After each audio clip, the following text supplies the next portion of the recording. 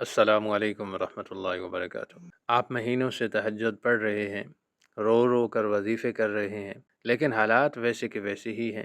دل میں یہ خیال آنے لگتا ہے کہ کیا میرا رب میری سن نہیں رہا؟ اللہ تو 70 ماؤں سے بھی زیادہ پیار کرتا ہے، وہ کیسے نہیں سنے گا؟ دراصل ہم انجانے میں 3 ایسی بڑی غلطیاں کر بیٹھتے ہیں جو ہماری دعاؤں کو آسمان تک جانے ہی نہیں دیتی۔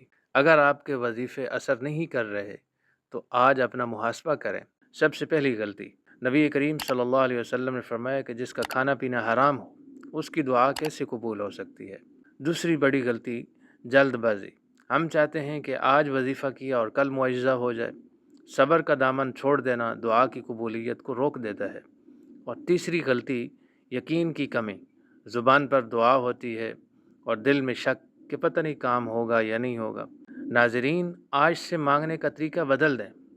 پہلے خوب استغفار کریں، پھر درود پاک پڑھیں اور اس یقین کے ساتھ دعا مانگیں کہ میرا رب ضرور دے گا۔ اللہ پاک ہم سب کی دعائیں قبول فرمائے۔ ویڈیو اگر پسند آئی ہے تو ویڈیو کو لائک اور شیئر ضرور کریں۔ جزاک اللہ۔